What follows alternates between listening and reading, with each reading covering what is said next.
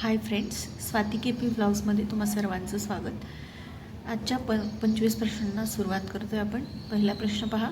15 September 2024 रोजी जाहीर केल्यानुसार कोणत्या युनेस्को स्थळाला आशियातील सर्वात फोटोजेनिक युनेस्को जागतिक वारसा स्थळ म्हणून घोषित करण्यात आलेले आहे? तर उत्तर आहे अंगकोर वाट, जे आहे कंबोडियामध्ये.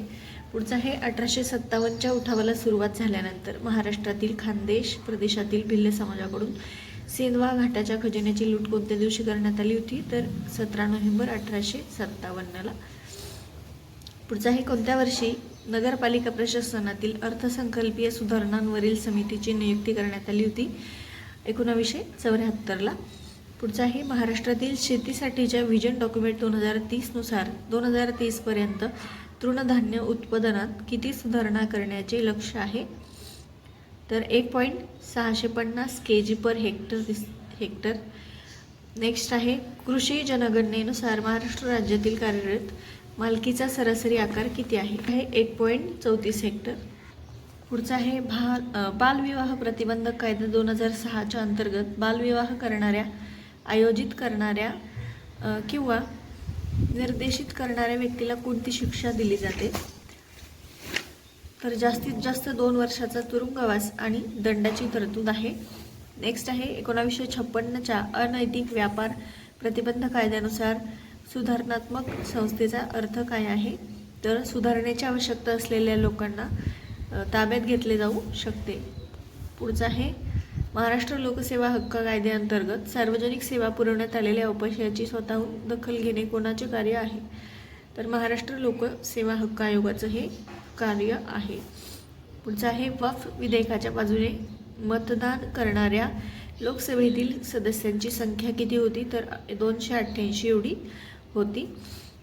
पुढचं आहे नोव्हेंबर 2025मध्ये कोणत्या देशात G20 शिखर परिषदेचे आयोजन करण्यात येणार आहे?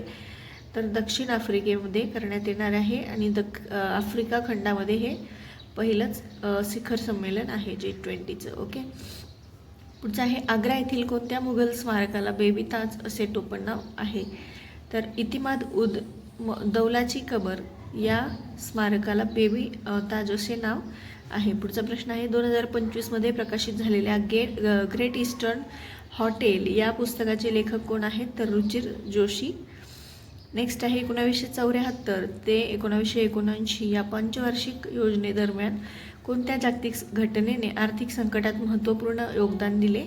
तर तेल संकट होतं. पुढचं आहे बुधभूषणम या ग्रंथाचे रचनाकार कोण आहेत? तर छत्रपती संभाजी महाराज आहेत.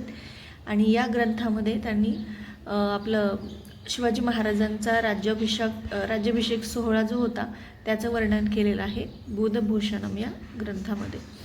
पुढचं आहे महाराष्ट्रात सत्यशोधक समाजाची स्थापना कशाविरुद्ध लढण्यासाठी करण्यात आली होती?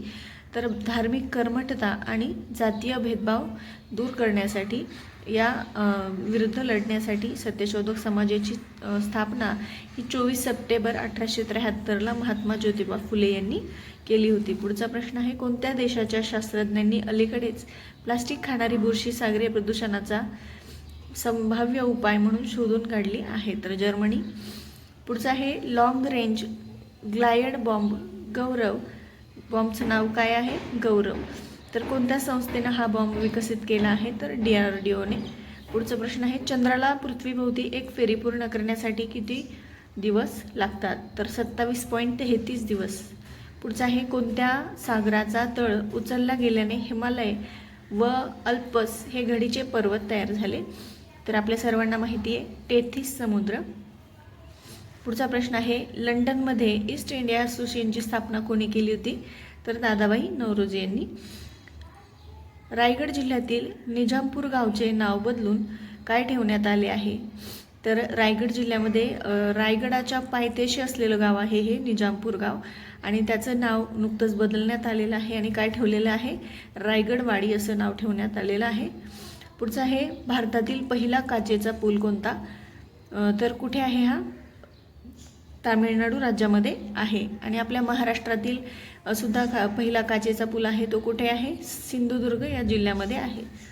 पुढचं पहा नुकतेच जुलै 2025मध्ये छत्रपती शिवाजी महाराजांच्या किती किल्ल्यांचा समावेश युनेस्कोच्या जागतिक वारसा स्थळ यादीत करण्यात आलेला आहे? तर 12 किल्ल्यांचा समावेश करण्यात आलेला आहे. यातील 11 किल्ले जे आहेत ते महाराष्ट्रातले आहेत आणि एक किल्ला जो आहे तो जिंजी किल्ला कर्नाटकातला आहे. ठीक आहे, इथे किल्ले पण दिलेले आहेत, तुम्ही पाहून घेऊ शकता.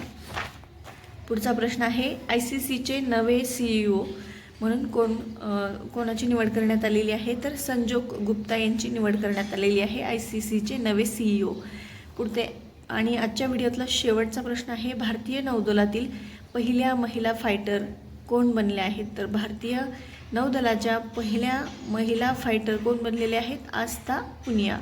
तर हे होते आजचे 25 प्रश्न. भेटूयात पुढील एका नवीन व्हिडिओमध्ये. तोपर्यंत बाय बाय.